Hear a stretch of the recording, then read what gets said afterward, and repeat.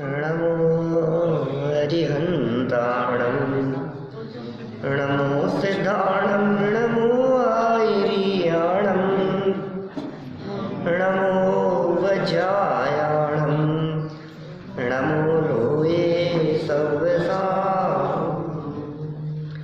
जिन स्वानुभूति से गिरी मम स्वानुभूति मरि गिरी श्री विमलधारा जन शुद्ध आनंद अमृत से समता प्रवाह भावती रागादि विकल्प तोड़िके माँ सरस्वती प्रतिभा में वंदन दृष्टि निज में जोड़िके दृष्टि निज में जोड़िके।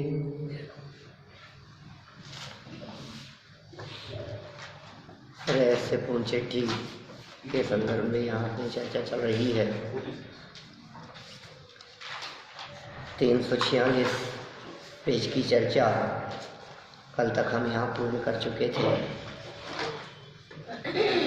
स्वाद तो चाहे चौथे गुणस्थान वाला हो, चाहे अरहंत सिद्ध भगवान हो, दोनों के स्वाद में कोई अंतर नहीं है।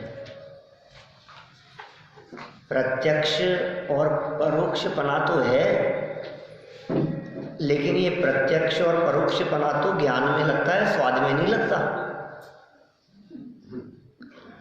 प्रत्यक्षपना और परोक्षपना तो ज्ञान में लगेगा ना। मति ज्ञान और श्रुति ज्ञान है, इस अपेक्षा से ये कहा जाता है कि परोक्ष है। लेकिन जब वेदन की बात की जाती है तो वेदन तो प्रत्यक्ष ही होता है, वेदन में परोक्षपना नहीं होता। जब अनुभव करने की बात होती है तो अनुभव में परायापन नहीं होता।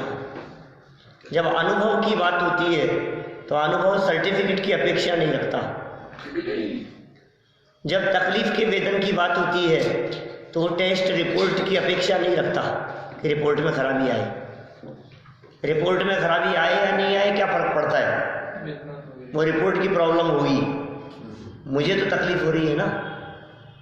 ऐसे ही जो बात हमने तकलीफ के संदर्भ में कही है उस बात को आनंद के संबंध में लगाओ।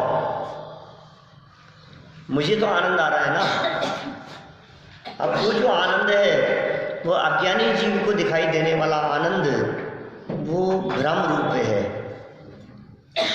क्षणिक है, नाशवान है, धोखा है, वो इंद्रिय जन्य है, वो विषय जन्य है। और ज्ञानी को होने वाला जो आनंद है, जो आत्मा के आश्रय से होने वाला आनंद है, उस आनंद को अतीन्द्रिय कह करके पुकारा गया है, क्योंकि वहाँ इंद्रियों का किसी भी प्रकार का योगदान नहीं है। वो इंद्रियातीत है। जो आनंद इंद्रियातीत है उसे कहते हैं अतीन्द्रिय। ऐसी चर्चा इन्होंने यहाँ कही है। देखिए, इसी बात को थोड़ा सा और आगे बढ़ाते हैं, इसी प्रकरण को पेज नंबर 347 पर। अथवा जो प्रत्यक्ष की ही भांति हो उसे भी प्रत्यक्ष कहते हैं। क्या आपने जो अनुभव को प्रत्यक्ष कह दिया है ना, अध्यात्म शास्त्रों में जो अनुभव को प्रत्यक्ष भी कह दिया है, स्वानुभव प्रत्यक्ष कह करके पुकारा है, ये स्वानुभव प्रत्यक्ष भी होता है क्या? माने ऐसा नहीं है कि स्वानुभव में आत्मा प्रत्यक्ष नहीं होता। आत्मा प्रत्यक्ष नहीं होता, अनुभव प्रत्यक्ष होता है, वेदन प्रत्यक्ष होता है, आत्मा परोक्ष नहीं। हाँ, देखो क्या कह रहे हैं। अथवा जो प्रत्यक्ष की ही भांति हो उसे ही प्रत्यक्ष कहते हैं। उसे भी इसका मतलब प्रत्यक्ष तो प्रत्यक्ष है ही, लेकिन जो प्रत्यक्ष ना हो उसे भी प्रत्यक्ष। जैसे मति श्रुति ज्ञान प्रत्यक्ष नहीं है, फिर भी उन मति श्रुति ज्ञान को क्या कहते हैं? कब कहते हैं? प्रत्यक्ष की ही भांति हो उसे भी प्रत्यक्ष कह करके पुकारा जाता है। जैसे लोक में कहते हैं कि हमने स्वप्न में अथवा ध्यान में अमुक पुरुष को प्रत्यक्ष देखा, ऐसे ऐसे प्रयोग करते हैं ना, हमने प्रत्यक्ष देखा था उसको, ध्यान में प्रत्यक्ष देखा है, सपने में बिल्कुल साफ साफ दिख रहा था मेरे को, तो सपने में और साफ साफ दिख रहा था, तो प्रत्यक्षवत हो गया ना। अनेक परोक्ष बातें भी प्रत्यक्षवत होती है, उसमें ऐसा लगता है जैसे बिल्कुल क्लियर दिख रहा है, मैंने साफ साफ देखा है साहब अपनी आंखों से। इसको कौन सा प्रत्यक्ष कहा था पीछे? साम व्यवहारिक प्रत्यक्ष।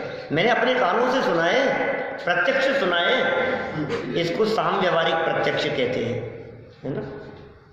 वहाँ कुछ प्रत्यक्ष देखा नहीं है, स्वप्न में कुछ प्रत्यक्ष दिखता नहीं है, ध्यान में कुछ प्रत्यक्ष होता नहीं है, परंतु प्रत्यक्ष की ही भांति प्रत्यक्षवत यथार्थ देखा, इसलिए उसे प्रत्यक्ष कहा जाता है। उसी प्रकार अनुभव में आत्मा प्रत्यक्ष की भांति यथार्थ प्रतिभाषित होता है। कैसा भाषित होता है? प्रत्यक्ष की भांति। प्रत्यक्ष ज्ञान है अरहंतों को, प्रत्यक्ष ज्ञान है सिद्धों को, प्रत्यक्ष ज्ञान है केवल ज्ञानियों को।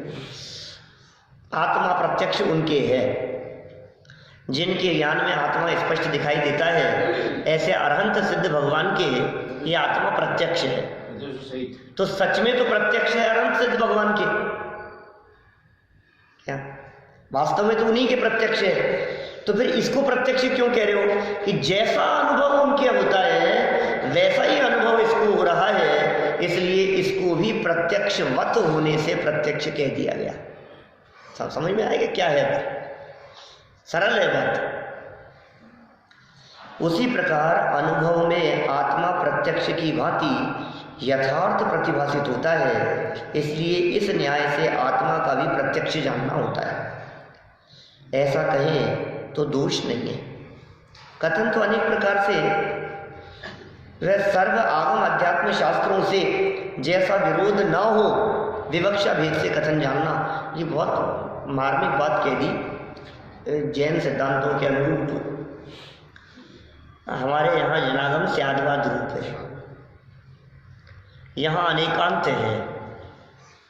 चूंकि स्यादवाद और अनेकांत है, इसलिए वस्तु स्वरूप में भी परस्पर विरोधी प्रतीत होने वाली योग्यताएं पाई जाती है, और उसके प्रतिपादन करने में भी अनेक प्रकार की विवक्षाएं होती है। आप विवक्षाओं को नहीं समझो तो झगड़ा ही झगड़ा है, और आप यदि विवक्षा को समझ लो तो कोई झगड़ा नहीं। सारे समाज में मैं कहता हूँ शास्त्र को आधार बनाकर जितने झगड़े समाज में दिखाई देते हैं, जिनवाणी को आधार बनाकर, वो सब ना समझी के नए विभाग नहीं समझता, ऐसा कहा 26वीं गाथा में। क्या समय साथ ये नए विभाग नहीं जानता, इसलिए इस प्रकार की बातें करता है। हर विवाद का हल हो सकता स्यादवाद के द्वारा। सारे झगड़े मिट जाए यदि अपेक्षा समझ लेंगे तो। अपेक्षा नहीं समझ रहा है, इसलिए झगड़े खड़े हो रहे हैं। आत्मा मूर्तिक है या अमूर्तिक? कैसा आत्मा तो अमूर्तिक ही है। मैं बताऊं आपको, शास्त्र में लिखा हुआ कि आत्मा मूर्तिक है। बोलो। द्रव्य संग्रह में, बृहद द्रव्य संग्रह के अंदर स्पष्ट शब्दों में लिखा मूर्तिक भी है। क्या वो अलग है भाई, तो मूर्तिक बने की बात चल रही है। कर्म सापेक्ष होने से उसे मूर्तिक कह दिया गया, शरीर सहित होने से उसे मूर्तिक कह करके पुकारा गया। आत्मा का मूल स्वरूप अमूर्तिक है, अपेक्षा समझनी पड़ेगी। कहीं यदि आत्मा को मूर्तिक भी लिखा गया हो तो समझना पड़ेगा। कहीं ऐसा कहेंगे तू तो मुक्त है, ये आत्मा तो मुक्त है, और कभी कहेंगे नहीं संसारी अलग होते हैं, मुक्त अलग होते हैं, ऐसा भी कथन करेंगे। दोनों बातें सही है कि गलत है? कोई एक तो गलत हुई। राग आत्मा का है कि राग पुद्गल का है? बोलो, दोनों बातें कैसे सच्ची होगी? या तो राग आत्मा का होगा या राग पुद्गल का होगा। भाई साहब, ये जनागम है। क्या राग पर्याय आत्मा में उत्पन्न होती है, लेकिन आत्मा के लक्ष्य से उत्पन्न नहीं होती। राग उत्पन्न तो आत्मा में हुआ है, लेकिन पुद्गल के लक्ष्य से उत्पन्न होता है। तो जो जिसके लक्ष्य से उत्पन्न हो वो उसका, क्या जिसकी दृष्टि जिसके साथ में जुड़ी हो वो उसका, जिसका अपनापन जिसके साथ जुड़ा हो वो उसका। और उत्पन्न कहाँ हुआ? कि उत्पन्न पुत्री किसकी? पिता की कि पति की? कन्या किसकी है बतलाओ? पुत्री मत कहो, कन्या कहो, लड़की कहो, किसकी है? पिता की है। पिता की भी है, माँ की भी है, किसी की भी नहीं है, खुद की है। नहीं नहीं, उसका स्वामी कौन है?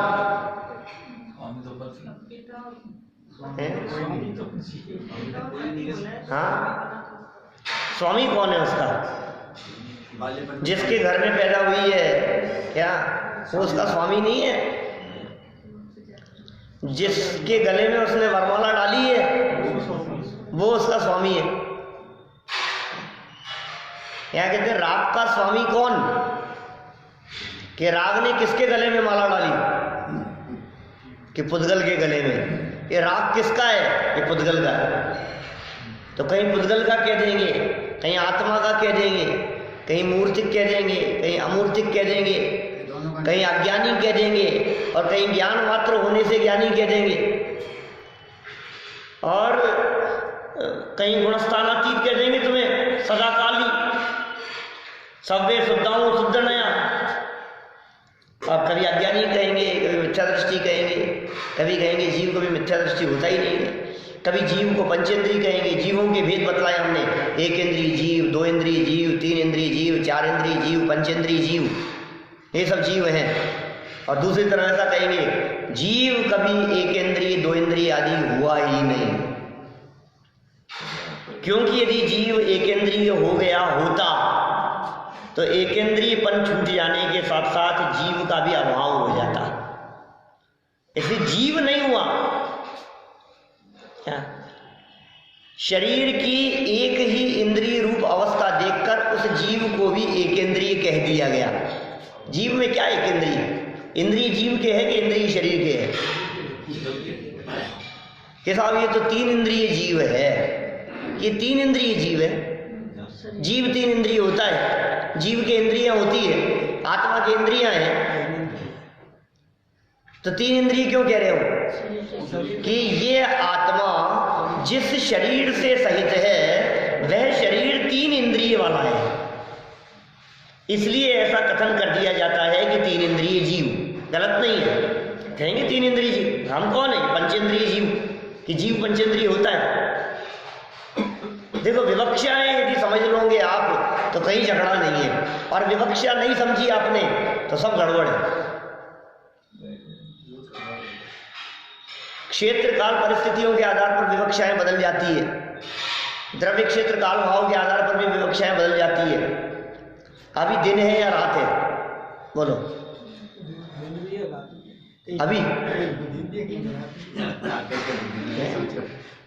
अभी की बात कर रहा हूं मैं कि हाँ अभी की बात बतला रहे हैं। अभी दिन भी है और अभी रात भी है। पहले ये बताओ अभी, लेकिन कहाँ? जब आप पूछोगे कहाँ क्या, तो हम कहेंगे यहाँ दिन ही है, क्या यहाँ रात नहीं है। लेकिन किसी दूसरे क्षेत्र में, अमेरिका में अभी रात है। क्या बात कर रहे हो साहब? अभी दिन भी और अभी रात भी। यहाँ जगह बदल गई ना, क्षेत्र बदल गया, अपेक्षा बदल जाएगी तो बात सही हो जाएगी। आप बड़े हैं कि छोटे हैं? बोलो। अपेक्षा बदल जाएगी तो बड़े भी कह देंगे, छोटा भी कह देंगे। इनकी अपेक्षा से बड़े और उनकी अपेक्षा से छोटे। बोलो क्या दिक्कत है? माने देखो कितना सुंदर बात यहाँ कह रहे हैं भाई साहब। आगम और अध्यात्म, आगम की शैली अलग प्रकार की है, अध्यात्म की शैली अलग प्रकार की है। अध्यात्म शैली से देखते हैं तो आत्म अनुभूति की दशा को स्वानुभव प्रत्यक्ष कह करके पुकारा जाता है। छद्मस्त के, गृहस्थ के, चौथे गुण स्थान वाले के अनुभूति की दशा में प्रत्यक्ष है आत्मा, स्वानुभव प्रत्यक्ष, अध्यात्म शैली। आगम से जब बात करते हैं तो आगम क्या कह रहा है? तेरे ज्ञान तो मतियान और श्रुतियान है, तो छद्मस्त है। मतियान और श्रुतियान चूंकि परोक्ष ज्ञान है, इसलिए तेरे जो आत्मा संबंधी ज्ञान है या आत्म अनुभूति है वो भी परोक्ष कहने में आती है, प्रत्यक्ष नहीं। प्रत्यक्ष भी कह दिया, परोक्ष भी कह दिया, कैसे प्रयोग करते हैं। तो ये सारी बातें यहाँ इन्होंने कह करके बतलाई है कि आगम अध्यात्म शास्त्रों से जैसे विरोध न हो, जिस प्रकार से विरोध न हो, विवक्षा भेद से कथन जान लेना, बस किसी प्रकार का कोई विरोध नहीं। यहाँ प्रश्न किया, ओहो ऐसा अनुभव कौन गुणस्थान में होता है? टोडरमल जी ने उठाया प्रश्न, 350 साल पहले ये प्रश्न उठाया, यह अनुभव कौन से गुणस्थान में होता है? आज भी चलती है ये चर्चा समाज में, विद्वानों में है, अलग अलग पंथों में, ये कौन से गुणस्थान में होता है आत्मा का अनुभव, होता है कि नहीं होता है? ये प्रश्न 350 साल पहले भी लोगों को जिज्ञासा थी कि कौन से गुणस्थान में होता होगा। अजय साहब ये तो ऊपर के गुणस्थानों में होता होगा। कोई कहते हैं अनुभव तो साहब अनंत भगवान को ही होगा, कोई कहता है मुनिराज को होगा, कोई कहता है श्रेणी चढ़ने वालों को होगा, कोई कहते हैं 8वें गुणस्थान से ऊपर होता है शुद्धोपयोग आत्मा का अनुभव, कोई कहता है नहीं 7वें में भी हो जाता है, कोई कहता है नहीं नीचे भी हो जाना चाहिए, ऊपर होना चाहिए। आखिर होता कहाँ है आत्मा का अनुभव? जवाब देखो क्या कह रहे हैं। उसका समाधान चौथे ही से होता है आत्मा का अनुभव, चौथे ही से हो जाता है आत्मा का अनुभव, चौथे ही से आत्मा का अनुभव होता है। इसलिए कोई व्यक्ति बाहर में ऊंची पदवी धारण किए हुए भी कहे कि आत्मा का अनुभव तो ऊपर होगा, तो इसका मतलब ये है कि अभी चौथा भी नहीं हुआ है। ये अर्थ निकलता है उसका। ये क्या कह रहे हैं? चौथे ही से होता है, परंतु चौथे में तो बहुत काल के अंतराल से होता है और ऊपर के गुणस्थानों में शीघ्र शीघ्र होता है।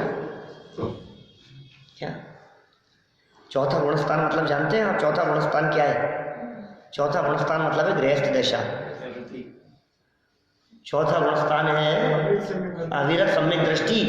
चौथे गुणस्थान का नाम क्या है? अविरत सम्यक्त्व। पहले गुणस्थान का नाम मिथ्यात्व, फिर सासादन, फिर मिश्र, फिर अविरत सम्यक्त्व। चौथा गुणस्थान अविरत सम्यक्त्व माने गृहस्थ, अविरत सम्यक्त्व माने अनुव्रती नहीं है, महाव्रती नहीं है, मुनि नहीं है, घर में रहता है, परिवार के साथ में रहता है, बिजनेस करता है, जॉब करता है, परिवार है, पत्नी है, बच्चे हैं, सब कुछ। चौथा गुणस्थान, उसका नाम चौथा गुणस्थान गृहस्थ दशा। तो ये गहरा अनुभव होता है उसमें। कैसे अनुभव की बात कर रहे हैं? आत्मा अनुभव की बात कर रहे हैं, शुद्धोपयोग की बात कर रहे हैं भाई साहब, कोई शंका नहीं है इसमें। आप सोचिए चौथे गुणस्थान में तीर्थंकर प्रकृति बंध जाती है तो बिना शुद्धोपयोग के बंध जाती होगी। तीर्थंकर प्रकृति बांध रहा है कोई व्यक्ति बिना शुद्धोपयोग के, आप कह रहे हो शुद्धोपयोग नहीं। चौथे गुणस्थान में क्षायिक सम्यक दृष्टि और आप कह रहे हो क्षायिक सम्यक अनुभूति के बिना हो गया। ये कैसे होगा? अनेक स्थानों पर प्रयोग किए, आप समय सार पढ़ रहे हैं अभी। 320वीं गाथा देखना जयसेनाचार्य की, 320 गाथा का प्रकरण, जयसेनाचार्य का प्रकरण। उन्होंने कहा आगम भाषा में, आगम की शैली में जिस सम्यक्त्व को औपशमिक सम्यक्त्व, क्षायोपशमिक सम्यक्त्व और क्षायिक सम्यक्त्व कह करके पुकारा जाता है, मूल शब्द बता रहा हूं, मूल संस्कृत में कहीं से भी प्रकाशित हो, कहीं से भी छपा हो, किसी की यहां भी हो, किसी भी संस्था से, किसी भी संघ से छपा हो, आप सब में देखना। आगम भाषा में जिसे औपशमिक सम्यक्त्व, क्षयोपशमिक सम्यक्त्व और क्षायिक सम्यक्त्व कह करके पुकारा जाता है, अध्यात्म भाषा में उसे ही शुद्धात्माभिमुख परिणाम, शुद्धोपयोग आदि नामों से पुकारा जाता है। माने जिसको औपशमिक सम्यक्त्व कहते हैं उसी को शुद्धोपयोग भी कहा जाता है अध्यात्म में। जिसको क्षयोपशम सम्यक्त्व, क्षायिक सम्यक्त्व कहते हैं उसको अध्यात्म भाषा में शुद्धोपयोग भी कह करके पुकारा जाता है। जैसे महाराज कह रहे हैं 900 साल पहले, बोलो आप, स्पष्ट शब्दों में शुद्धोपयोग शब्द का प्रयोग किया और औपशमिक, क्षयोपशमिक, क्षायिक सम्यक दर्शन चौथे गुणस्थान से शुरू होते हैं, कोई बाधा नहीं। तो चौथे गुणस्थान वाले के शुद्धोपयोग हो सकता है, इसमें कहाँ ऐतराज है? और बताएं आपको 50 प्रमाण दे सकते हैं। अब नहीं मानना हो आगम को तो क्या कहा जा सकता है? उसका कोई उपाय नहीं है। साफ साफ लिखा है अमृत चंद्राचार्य की टीका, जयसेनाचार्य की टीका, पंचास्ती का ग्रंथ उठा करके देखो, 142वीं गाथा देखना, 144वीं गाथा देखना, 142, 144 उनकी टीकाओं में स्पष्ट शब्दों में कह रहे हैं शुद्धोपयोग के बिना संवर नहीं होता। क्या कहा? क्या वाक्य है? शुद्धोपयोग के बिना संवर नहीं होता। अब चौथे गुणस्थान में कितनी कर्म प्रकृतियों का संवर होता है, ये बात आप किसी के भी शंका समाधान, जिज्ञासा समाधान में पूछ लो, महाराज से पूछो। महाराज चौथे गुणस्थान में कितनी कर्म प्रकृतियों का संवर होता है? पूछो फोन लगा करके, मैं नंबर देता हूँ। 41 कर्म प्रकृतियों का संवर होता है। आगे की बात है, कौन नहीं मानेगा इस बात को? चौथे गुणस्थान में 41 कर्म प्रकृतियों का संवर होता है, इसे कौन नहीं मानेगा? सब मानते हैं। तो संवर मान रहे हो ना अब 41 कर्म प्रकृतियों का। अब हम आपको आचार्य देव का प्रमाण बता रहे हैं, वो कह रहे हैं शुद्धोपयोग के बिना संवर नहीं होता। अब क्या कहना है आपका?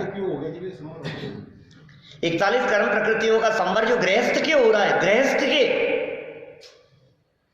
कौन से गुणस्थान में? चौथे गुणस्थान में शुद्धोपयोग होगा भाई साहब, शुद्धोपयोग। कैसे नहीं मानेंगे आप? अभी लिखा इन्होंने, इनका प्रमाण बताता हूं आपको। शांति सागर जी प्रथम आचार्य अपने, उनके शिष्य वर्धमान सागर जी ने छपवाया अभी ग्रंथ भावत्रय फलदर्शी। जब अजमेर चातुर्मास था ना, अभी साल 1.5 साल 2 साल पहले की बात है, वर्धमान सागर जी का भावत्रय फलदर्शी उनके संग में ग्रंथ छपा है, मूल ग्रंथ। और वो कितने सालों पहले? आज के 70 साल पहले उनके गुरु आचार्य शांति सागर जी के शिष्य मूल संस्कृत श्लोक में उन्होंने चौथे गुणस्थान में शुद्धोपयोग होने की बात लिखी है, साफ साफ। अब बोलो क्या कहना है? चौथे गुणस्थान में शुद्धोपयोग होता है। हम तो सब आचार्यों के प्रमाण प्रस्तुत कर रहे हैं, ये ऐसी थोड़ी ना लिख रहे हैं। इनके सामने तो ऐसी समस्या नहीं थी कि लोग विरोध करते होंगे, इनको तो सच्ची बात बतलानी थी जैसी भी है। इनके सामने ऐसे लोग नहीं थे जो नहीं मानते थे, जिज्ञासा थी किसी को साहब कहाँ होता है, उन्होंने साफ साफ जवाब दे दिया चौथे गुणस्थान में होता है, चौथे ही से होता है। परंतु चौथे में तो बहुत काल के अंतराल से होता है, यह सत्य बात है। देखो चौथे में बहुत कम होता है भाई, 5वें में ज़्यादा होगा, 6वें सातवें गुणस्थान में और ज़्यादा होगा। ये फर्क तो है ना। ये गृहस्थ व्यक्ति मुनिराजों की बराबरी किसी स्थिति में नहीं कर सकता। मुनिराज मुनिराज है भाई, मुनिराज का जो लेवल है वो बहुत उत्कृष्ट लेवल है। मुनिराज की जो वैल्यू है, हम तो मुनिराज को उतनी बार नमस्कार करते हैं दिन भर में जितनी बार साक्षात अरहंत भगवान को, सिद्ध भगवान को नमस्कार करते हैं। हमारे यहाँ मुनिराज और भगवान इन दोनों में अंतर नहीं बताया। नमोकार महामंत्र बोलते हैं तो एक ही फ्लो में जितनी बार नमोकार मंत्र बोले, उस नमोकार मंत्र में जितनी बार हमने अनंत और सिद्धों को नमस्कार किया, हमने उतनी ही बार आचार्य उपाध्याय और साधुओं को नमस्कार किया है। हम जब पूजन करते हैं तो हम ऐसा भेद नहीं डालते कि मुनिराज की पूजा अलग और अनंत की पूजा अलग। अरे हम देवशास्त्र गुरु की पूजा करते हैं, एक ही पूजा में तीनों की एक साथ स्थापना करते हैं। बोलो, एक ही अर्घ में हम देवशास्त्र गुरु तीनों को एक साथ अर्घ चढ़ाते हैं। इसका मतलब हमारी दृष्टि में गुरु कौन है? वे गुरु हैं जो अनंत शब्दों से किसी रूप में कम नहीं, सिद्धों की श्रेणी में आने वाला जिनका नाम है महा मुनिराज। वो मुनिराज भोगते सुख की खान। आत्मानुशासन में पढ़ी थी अपन ने मूल पंक्तियां, गुणभद्र आचार्य ने कैसे शब्दों का प्रयोग किया। गृहस्थ क्या बराबरी करेगा मुनिराज की। 6वें 7वें गुणस्थान वर्ती भावलिंगी संत, 3 कषाय चौकड़ी का अभाव, अतीन्द्रिय आनंद का रस पीने वाले ऐसे संत, ऐसे मुनिराज, उनकी बराबरी गृहस्थ उनके नाखून की बराबरी नहीं कर सकता मुनिराज की। लेकिन ये कह रहे हैं 4थे गुणस्थान में गृहस्थ को भी वो कणिका जगी है, ये कह रहे अंश प्रकट हुआ है 4थे गुणस्थान वाले की भी। 5वें गुणस्थान में जो व्रती हो गए हैं, जो अणुव्रती हो गए हैं, जो प्रतिमाधारी हो गए हैं, उनको आनंद विशेष होना चाहिए 2 कषाय चौकड़ी के अभाव में। जिनके अनंतानुबंधी अप्रत्याख्यान और प्रत्याख्यानावरण ये 3 कषाय चौकड़ी का अभाव हो गया है, ऐसे मुनिराज, उनके आनंद प्रचुर स्वसंवेदन का वेदन होना चाहिए। प्रचुर आनंद है, अपार आनंद है। आप बतलाइए, सर्दी गर्मी भूख प्यास उपसर्ग परिचय नग्नता 22 परिचयों की चर्चा, ये सब कैसे बर्दाश्त होते हैं। बर्दाश्त करने नहीं पड़ते। अंदर में आनंद का बल होता है कि बाहर में तकलीफ नहीं दिखती। ये आधार है। एक बाल खींचता है टूटता है तो तकलीफ होती है, एक कांटा चुभ जाए तो तकलीफ होती है। और भूशयन जिनके मूल गुणों में शामिल हो तो तकलीफ क्यों नहीं होती उनको। हमें ठंड लगती है, हम गर्म जमीन पे पाँव नहीं रख सकते हैं, इस तेज धूप में गर्म जमीन पे चल नहीं सकते हैं, वो कैसे चल रहे हैं। पता नहीं लगता होगा, नहीं पता तो लगता है क्या, लेकिन आनंद दूसरा है, अवलंबन किसी और चीज का है। हम नई एग्जाम्पल देते हैं ऐसा बच्चों का, खेलते हुए बच्चों की चोट लग जाती है और खेलते रहते हैं, फिर घर आकर के रोते हैं। ये कब लग गई, इस पता ही नहीं लगा, पता ही नहीं लगा। क्यों नहीं पता लगा, खेलने में इतना मस्त था। जिसका उपयोग, जिसका ध्यान खेलने में इतना मस्त हो, उसे बाहरी तकलीफ नहीं लगती है। खेल के मस्त होने पर भी तो जैसे आत्मा का आनंद आ रहा हो, उसे बाहर के संकट उपसर्ग परिचय कुछ संकट करने वाले दिखेंगे नहीं, दिखते हैं भाई। ये आत्मा के आनंद की कुछ अपूर्व चर्चा चल रही है। अंतराल बहुत है लेकिन 4थे गुणस्थान में देर से भी हो, कदाचित जल्दी भी हो जाए। उत्कृष्ट अंतराल अनंतानुबंधी के वासना काल की अपेक्षा से 6 महीने का बताया गया है 4थे गुणस्थान वाले का। 5वें गुणस्थान वाले का 15 दिन कहा है, और मुनिराज का अंतर्मुहूर्त, बस अंतर्मुहूर्त में मुनिराज को शुद्धोपयोग होवे, अंतर्मुहूर्त में मुनिराज का आत्मानुभूति होवे, ऐसा विधान है।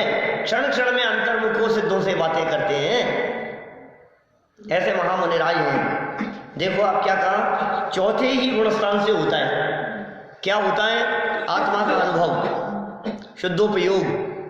लेकिन अभी चर्चा करोगे ना आप बाहर जाकर, तो साफ मना कर देंगी, ये बात कहाँ सुने आए आप, किसने कह दिए, ऐसा कुछ नहीं है। ऐसे झूठ बात कहने वाले भी होंगे, सब तरह के लोग हैं दुनिया में। इसलिए भाई ये तो हम तो कहते हैं, अभी बीच में चर्चा चल पड़ी थी, इस तरह की विवाद का विषय बन गया था। हमने कहा कुछ दम नहीं है, अनुभव करो और जान लो। 2 व्यक्तियों में झगड़ा हो गया, अग्नि जल रही थी, एक ने कहा गर्म है, दूसरे ने कहा नहीं ठंडी है। अब झगड़ रहे हैं, वाद विवाद हो रहा है। वो कह रहा ठंडी है, वो कह रहा नहीं गर्म है, वो कह रहा मैं कह रहा हूँ ना, वो कह रहा नहीं मैं कह रहा हूँ ना, मेरी माननी पड़ेगी कि मैं लिखा हुआ दिखा देता हूँ किताब में। तो दूसरा कहता है कि मैं भी लिखा हुआ दिखा देता हूँ, क्या मेरे पास भी प्रमाण है, अब मैं तुम्हारे लिखे हुए को नहीं मानता। वो आपस में झगड़ा चल रहा है और लड़ चल रहे हैं दोनों में। क्या करें, बोलो क्या उपाय है, क्या उपाय है भाई साहब? हाथ लगाओ ना, छू करके देखो ना कि 4थे में होता है कि नहीं, अनुभव करके देखो ना। जिसे अनुभव नहीं हुआ है वो तो यही कहेगा नहीं हुआ, नहीं होता। और जिसे हुआ है उसके तो अंदर से बात निकलती है, मैं कैसे मानूं नहीं होता, मुझे हुआ है ना अनुभव, मैंने वेदन किया है ना, मैंने स्वाद लिया है ना, मैं कैसे मानूं नहीं होता। ये कैसे कहा जाए? ये वितरागी संतों की बात है, तीर्थंकरों की बात है, परंपरा से आचार्यों की चली आई हुई बात है। इस बात को कैसे स्वीकार नहीं करें? हम आगम का कैसे विरोध कर सकते हैं? हाँ, मुझे नहीं हुआ ये अलग बात है, लेकिन होता नहीं है ये कैसे कह सकते हो? आप ये कैसे कह सकते हो? अमेरिका की खोज नहीं हुई थी, उससे पहले अमेरिका था या नहीं? तो शास्त्रों में लिखा है विदेश क्षेत्र विद्यमान 20 तीर्थंकर हैं कि नहीं है? नहीं साहब, हमने नहीं देखे इसलिए हम नहीं मानते। तुमने तो क्या क्या नहीं देखा, तुम्हारे देखने से थोड़ी नहीं चलेगी बात। बात तो आगम की चल रही है। हम नहीं मानते कि मत मानो, कोई बात नहीं, हो जाए तब मान लेना। क्या जो जनवाणी की चर्चा पढ़ते सुनते हैं, उनके भव्य पने में और उनकी पात्रता में तो हमें कोई शंका नहीं है, लेकिन किसी को यदि ये बात नहीं जच रही है तो हो सकता है अभी थोड़ा काल लंबा हो, इतना ही। थोड़े थोड़े अंतराल के बाद, अंतराल से होता है। और ऊपर के गुणस्थानों में, ऊपर का गुणस्थान, ये चौथे गुणस्थान की बात कही है। ऊपर गुणस्थान मुनिराजों का, श्रेणी चढ़ने की परिस्थिति तो इस पंचम काल में होती नहीं। छठवें सातवें गुणस्थान तक की परिस्थिति यहाँ है, धर्म ध्यान तक यहाँ होता है, शुक्ल ध्यान यहाँ कहा नहीं है। आगे आई भी चर्चा करेंगे अपन। तो क्या कहा? शीघ्र शीघ्र होता है ऊपर के गुणस्थानों में, जल्दी जल्दी होता है। फिर यहाँ प्रश्न, दोबारा प्रश्न खड़ा कर दिया।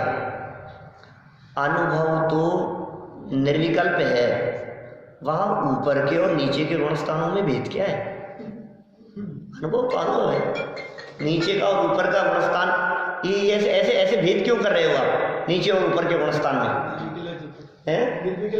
निर्विकल्प है, जिसको होगा उसको निर्विकल्प होगा। चौथे वाले को भी निर्विकल्प है, पांचवें वाले को भी निर्विकल्प है, छठे सातवें वाले को भी निर्विकल्प है। अब ये कह रहे हैं भाई देख, बात तो सच्ची है कि अनुभव तो निर्विकल्प होता है, लेकिन निर्विकल्प दशा में जो परिणाम अपने आत्म स्वरूप में मग्न हुए थे वो चौथे गुणस्थान में कम समय के लिए मग्न हुए थे, और ऊपर के गुणस्थानों में ज्यादा समय के लिए मग्न हुए थे। जैसे देखो, मैं वही पलक झपकने वाली जो बात कहता हूं, बस बिल्कुल स्पष्ट समझ में आती है। मैं आपसे पूछता हूं, आधे घंटे से आप लोग यहाँ बैठे हैं, आधे घंटे में आपकी आंखों की पलकें झपकी या नहीं? आपकी आंखों के सामने कुछ आया या नहीं? अल्प समय के लिए आया तो था। आपको आधे घंटे में पता लगा था कि आंख के सामने कुछ आ गया? आधे घंटे में तो नहीं पता लग रहा था, कहने के बाद पता लगा कि हाँ पलक झपकी है। पहले नहीं पता लग रहा था, अब पता लग गया आपको। अच्छा, अब मैं आपसे कहता हूं कि ये जो अल्प समय के लिए आकर के गई तो पता भी नहीं लगा, और कुछ ज्यादा समय के लिए ऐसे हो जाए तो पता लगता है ना? क्या हर क्षण मात्र के लिए, अल्प समय के लिए वो बंद होकर के खुली तो हम क्या कहेंगे? पता ही नहीं लगा हमारे को, आधे घंटे में मालूम ही नहीं चला। और थोड़े एक आध सेकंड के लिए, 1-2 सेकंड के लिए यदि वो हो जाती, 5 सेकंड के लिए बंद पलक सामने आती तो आप कहते कि हाँ बंद की थी बीच में, ऐसा कहेंगे ना? ऐसे ही हम कह रहे हैं नीचे के गुणस्थान में बहुत अल्प समय के लिए होता है, तो ऐसा क्या हुआ? कुछ नहीं हुआ, तो वो नहीं हुए बराबर जैसा दिखता है। और ऊपर के गुणस्थान में क्या? उसका काल ज्यादा है, अंतराल कम है और काल ज्यादा है। यहाँ अंतराल ज्यादा है और काल भी कम है। क्या कहा? 2 तरह की बातें कह दी हमने। चौथे गुणस्थान में देर से होता है क्या, और कम समय के लिए होता है, कम टाइम के लिए होता है। अंतराल भी ज्यादा है और शुद्धोपयोग का काल भी कम है। और ऊपर के गुणस्थानों में अंतराल भी कम है और स्थिरता का काल भी ज्यादा है, ठहराव ज्यादा है। लेकिन स्वाद, बोले स्वाद दोनों का एक जैसा है। समझ में आ रही है बात? जैसे मानो दानों का लड्डू बनाया है, बूंदी चाशनी में निकाली, मीठी है। अब कोई व्यक्ति उसका एक एक दाना 4-4 घंटे के अंतराल से खा रहा है। एक एक दाना 4-4 घंटे के अंतराल से खा रहा है। दूसरा व्यक्ति 2-2 घंटे के अंतराल से एक एक चम्मच खा रहा है। और तीसरा व्यक्ति 15-15 मिनट के अंतराल से एक एक लड्डू खा रहा है। क्या अब हम आपसे पूछते हैं कि इनमें फर्क है या नहीं है? अब तो कैसे नहीं है, तो बहुत फर्क है। ये काय का फर्क है बतलाओ? क्वांटिटी का फर्क है और अंतराल का फर्क है। क्या? लेकिन एक दाना खाए और एक लड्डू खाए, स्वाद दोनों का एक जैसा है या नहीं? स्वाद में फर्क है या नहीं है? स्वाद में कोई फर्क नहीं है।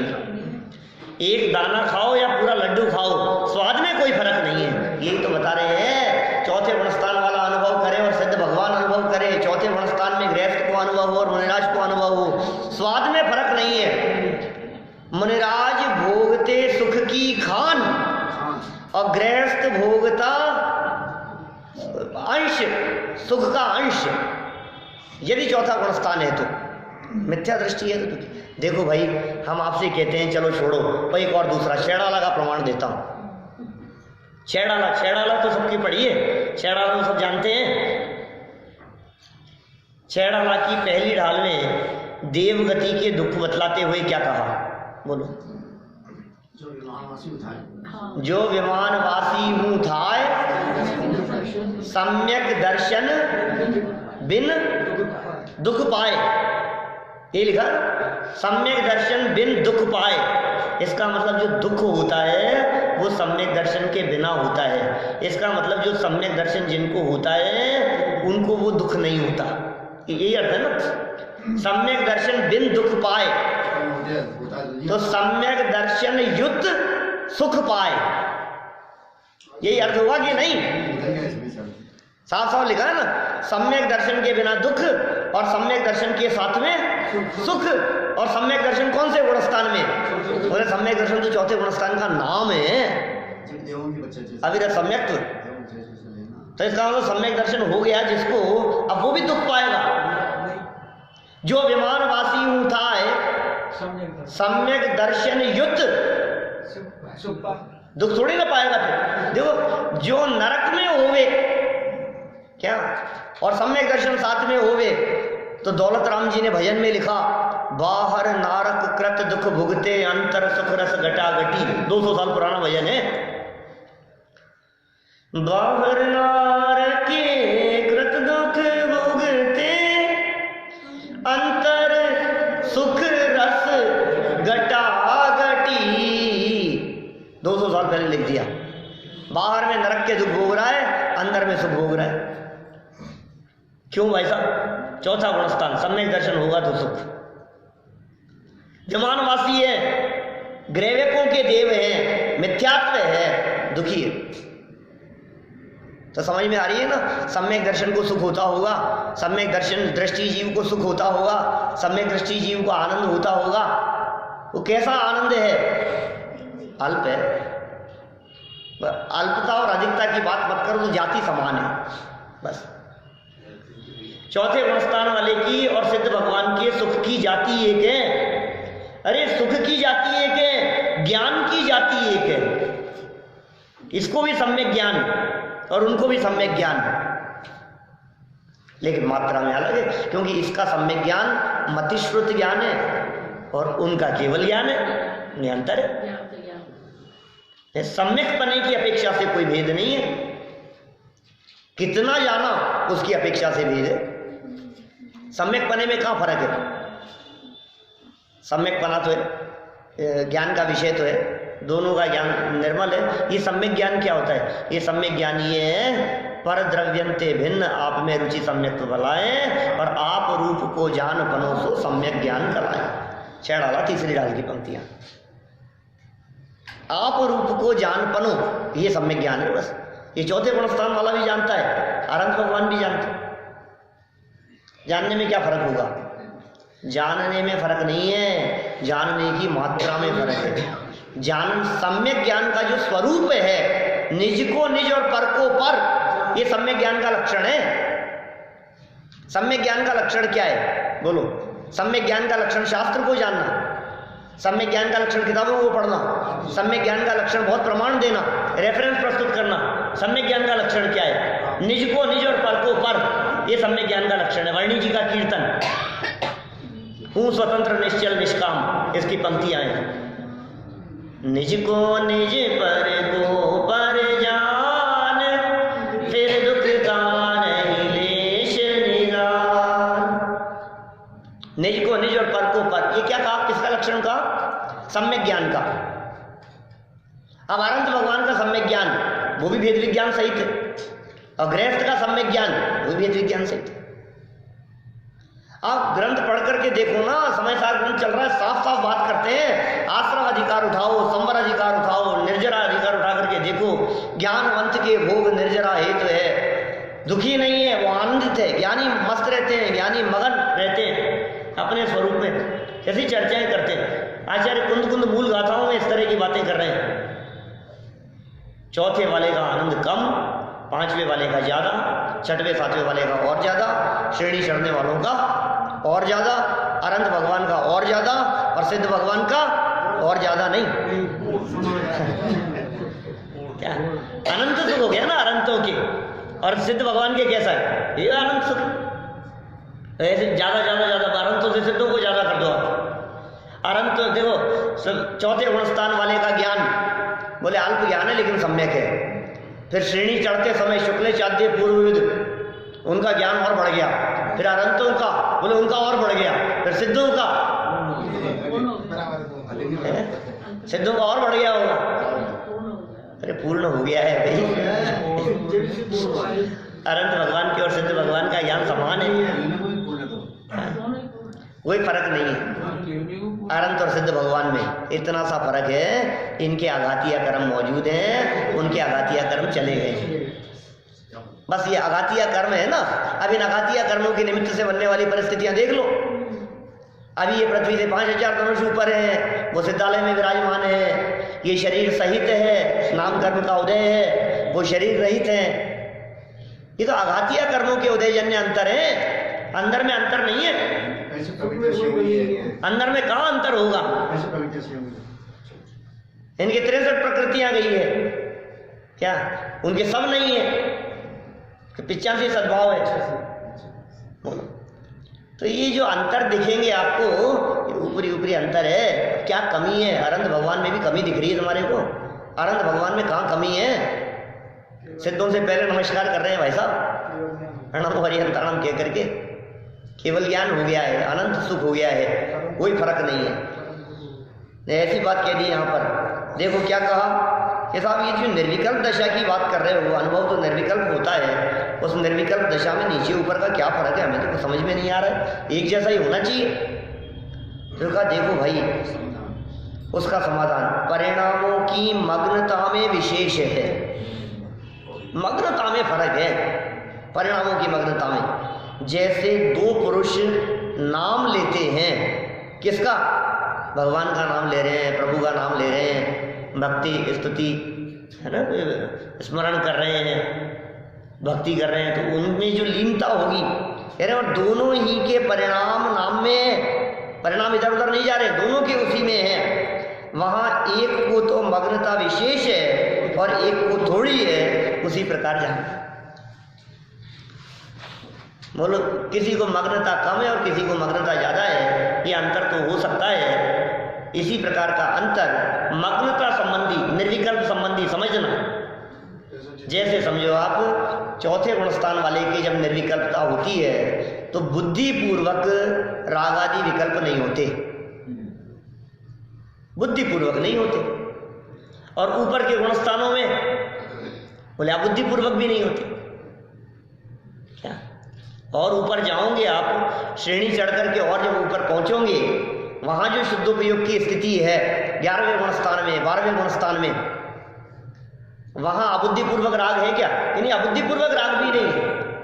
और यहाँ उपयोग की एकाग्रता, मन में चलने वाले विकल्प, बोले बुद्धिपूर्वक विकल्प नहीं है, इसलिए निर्विकल्प कहा है। सूक्ष्म अंतर में विकल्प चलते हैं, इसलिए सविकल्प भी कह दिया गया है कहीं कहीं। तो भाई ये विवक्षाएं हैं, विवक्षाओं को समझोगे तो बात ख्याल में आएगी, और विवक्षाएं नहीं समझोगे तो विवाद खड़े होते रहेंगे। इसी संबंध में ये पृथकत्व वितर्क आदि जो विचार श्रेणी चढ़ने के काल में होते हैं, ध्यान, इन ध्यानों के काल में ये कैसी परिस्थितियां कही है उस संबंधी नीचे प्रश्न उठाया है। कल अपन इस प्रश्न उठा करके आगे चर्चा को बढ़ाएंगे। अभी की बात को हम यहीं विराम देते हैं।